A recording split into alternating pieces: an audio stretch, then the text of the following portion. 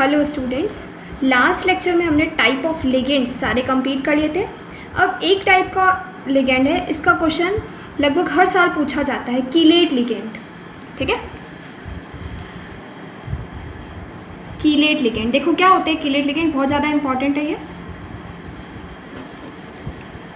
देखो हमने जो बाइडेंटेड लिगेंड, ट्राइडेंटेड लिगेंड पढ़े थे, जैसे हम फॉर एग्जांपल हमने बाइडेंटेड लिगेंड का फर्स्ट लिगेंड हमने पढ़ा था इथाइलिन डाइअमीन।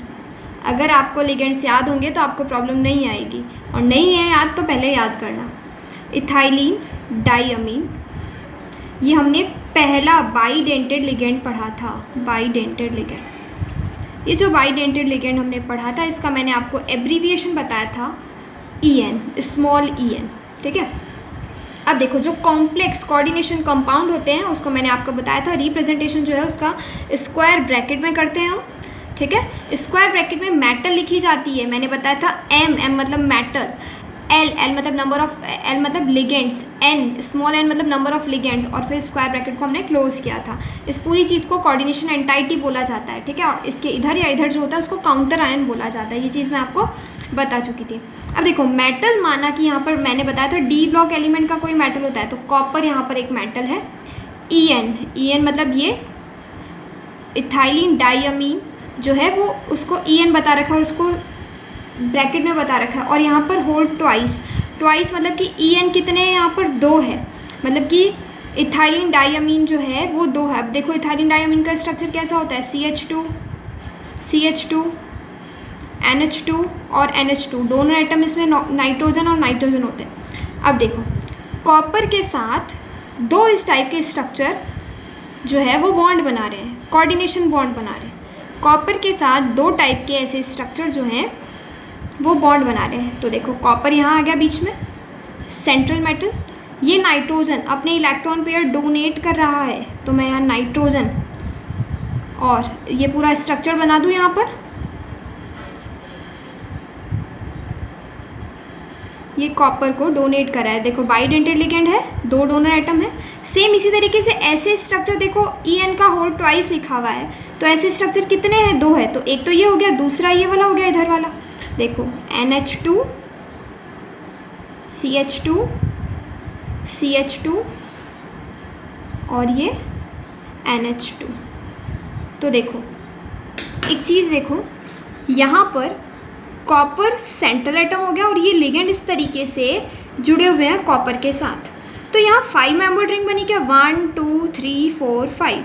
यहाँ पर भी 5 मेंबर्ड रिंग बनी, 1 2 3 4 5। तो इस तरीके से जब भी कोई लिगेंड रिंग का फॉर्मेशन करता है सेंट्रल एटम के साथ, तो इस टाइप के लिगेंड्स को बोला जाता है कीलेट लिगेंड। इस टाइप के लिगेंड को बोला जाता है कीलेट लिगेंड।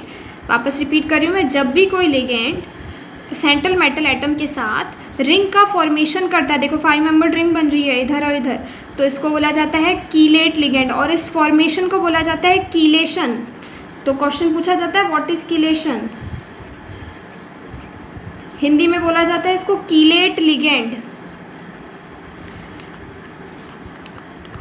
ये हुआ आपका पहला एग्जाम्पल। एक और एग्जाम्पल मैं बता रही हूँ आपको, सेकंड एग्जाम्पल है हमारे पास, वही स्क्वायर ब्रैकेट में कोऑर्डिनेशन कॉम्प्लेक्स लिखा जाता है, यहाँ पर मेटल लिखा जाता है, यहाँ लिगेंड लिखे जाते हैं, यहाँ नंबर ऑफ लिगेंड्स लिखे जाते हैं, यहाँ पर काउंटर आयन लिखे जाते हैं, या यहाँ पर कोई चार्ज होता है तो वो इंडिकेट किया जाता है। तो देखो फॉर एग्जांपल मेरे पास है सेंट्रल एटम हमेशा D ब्लॉक का होता है, तो Fe आयरन जो है वो सेंट्रल एटम है। OX बताओ किसका एब्रीविएशन है, OX का होल थ्राइस, और यहाँ पर जो चार्ज है कॉम्प्लेक्स आयन पर उसको 3- बता रखा है। तो देखेंगे सेंट्रल एटम Fe आयरन हो गया हमारे पास, OX का होल थ्राइस मतलब OX ऑक्सिलेटो लिगेंड है। ऑक्सिलेटो जो है ये एक बाइडेंटेड लिगेंड है। ऑक्सैलिक एसिड से, एसिड के जब मैं दोनों हाइड्रोजन हटा दूँ तो ऑक्सिलेटो बनता है, जिसका रिप्रेजेंटेशन हमने ऐसे किया था COO-COO-। अब देखो ऐसे कितने लिगेंड है, 3 लिगेंड है, 3 इस टाइप के स्ट्रक्चर है। तो देखो इसका स्ट्रक्चर कैसा बनेगा, बीच में Fe सेंट्रल एटम हो जाएगा, इसको डोनेट कर रहे हैं ये, ये वाला ऑक्सीजन, ये वाला ऑक्सीजन, ऑक्सीजन,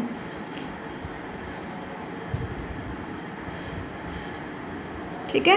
ये एक लिगेंड हुआ, अभी 2 लिगेंड ऐसे और बाकी हैं। तो देखो 6 डोनर एटम्स हो गए यहाँ पर, ऑक्सीजन ऑक्सीजन, ये carbon double bond O, carbon double bond O। तो ये एक ऑक्सीलेटो, दूसरा ऑक्सीलेटो और ये तीसरा ऑक्सीलेटो। तो इस टाइप से देखो ये भी क्या रिंग का फॉर्मेशन कर रहे हैं क्या, 1 2 3 4 5 मेंबर रिंग बन गई। यहाँ पर भी देखो 1 2 3 4 5 मेंबर रिंग बन गई। यहाँ पर 1 2 3 4 5 मेंबर रिंग बन गई। तो 3 5 मेंबर रिंग बन रही है। तो इस टाइप के जो लिगेंड्स होते हैं उनको कीलेट लिगेंड या फिर इस प्रोसेस को कीलेशन कहा जाता है, ठीक है।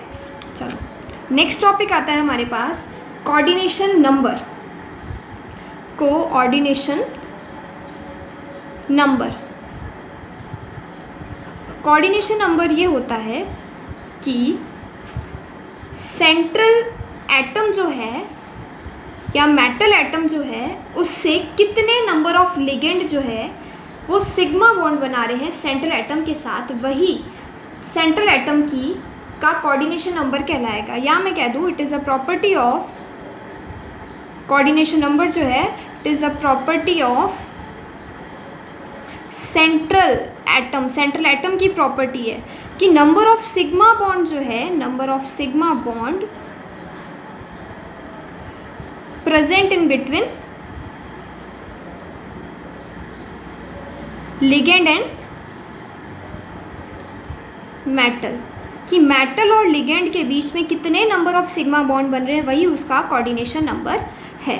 देखो फॉर एग्जांपल हम देखेंगे, फर्स्ट एग्जांपल है हमारे पास, जैसे स्क्वायर ब्रैकेट में लिखा जाता है कोऑर्डिनेशन कंपाउंड CuNH3। NH3 का नाम मैं बता चुकी तुमको लिगेंड्स में, का होल 4 और यहाँ पर चार्ज लगा हुआ है +2। ये तुम्हारे बुक का एग्जाम्पल है। देखो 4 लिगेंड जो है वो कॉपर के साथ सिग्मा बॉन्ड बना रहे हैं या कोऑर्डिनेशन बॉन्ड। तो नंबर ऑफ ये जो 4 है ये इसका कोऑर्डिनेशन नंबर हो जाएगा। ये जो 4 है ये कोऑर्डिनेशन नंबर हो जाएगा कॉपर का, ठीक है। अब मैं आपको कुछ एग्जांपल्स देती हूँ, उनके कोऑर्डिनेशन नंबर आप बताओगे। फर्स्ट एग्जांपल है हमारे पास AgCN का होल ट्वाइस। सेकेंड एग्जांपल है FeOX का होल थ्राइस -3। इनके कोऑर्डिनेशन नंबर बताने हैं आपको। COEN का होल थ्राइस और यहाँ 3+। अब देखो ये बाइडेंटेड लिगेंड है ऑक्सीलेटो, ये ट्राइडेंटेड, ये भी एक बाइडेंटेड लिगेंड है। लेकिन बाइडेंटेड लिगेंड कितने हैं इसके अंदर, 3 है। तो डोनर साइड्स कितनी हो जाएगी, 6। तो इसका कोऑर्डिनेशन नंबर 3 नहीं होगा, इसका कोऑर्डिनेशन नंबर 6 होगा। यहाँ पर भी सेम इसी तरीके से है कि ये बाइडेंटेड लिगेंड है, मतलब एक लिगेंड की 2 डोनर साइट है। तो 3 लिगेंड की कितनी डोनर साइट होगी, 6 डोनर साइट्स हो जाएगी। तो इसलिए कोबाल्ट का जो कोऑर्डिनेशन नंबर है वो 6 होगा, ठीक है। कुछ और एग्जांपल्स है तुम्हारी बुक के अंदर, तो वो सारे एग्जांपल्स आपको करने हैं और सभी के 20 एग्जांपल्स दे रखे हैं आपको बुक में। नेक्स्ट पेपर में वो सारे एग्जांपल्स आपको करने हैं, उनके कोऑर्डिनेशन नंबर आपको बताने हैं, ठीक है। ये आपका होमवर्क हो जाना चाहिए। चलो नेक्स्ट जो टॉपिक आता है वो हमारे पास है, ये क्वेश्चन सभी स्टूडेंट्स को करने हैं। नेक्स्ट क्वेश्चन है कोऑर्डिनेशन स्फेयर और आयनिक स्फेयर। नेक्स्ट टॉपिक है हमारे पास कोऑर्डिनेशन स्फेयर और आयनिक स्फेयर।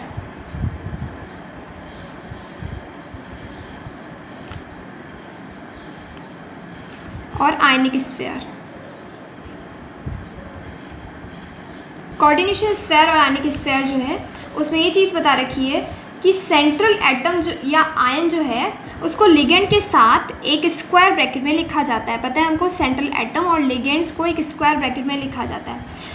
इस स्क्वायर ब्रैकेट को कोऑर्डिनेशन स्फेयर कहा जाता है।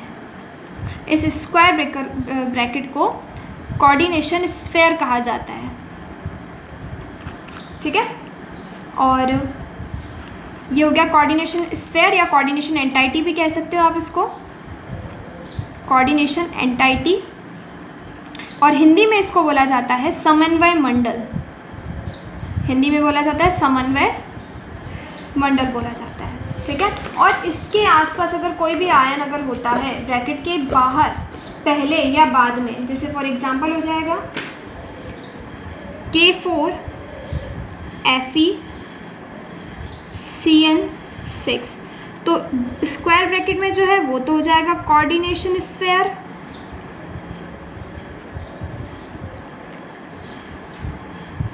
और ब्रैकेट के बाहर जो भी आयन हो जाएगा ये हो जाएगा आयनिक स्फीयर, आयनिक मंडल, हिंदी में बोला जाएगा आयनिक स्फीयर या आयनिक मंडल।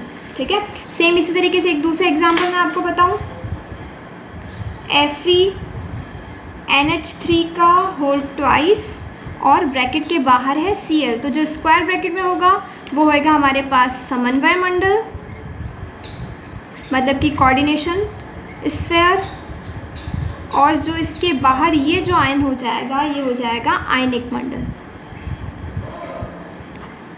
ठीक है, ये हमारा ये टॉपिक कंप्लीट होता है। अब इसके बाद में नेक्स्ट टॉपिक है कोऑर्डिनेशन पॉलीहेड्रा, और ये हम नेक्स्ट वीडियो में पढ़ेंगे।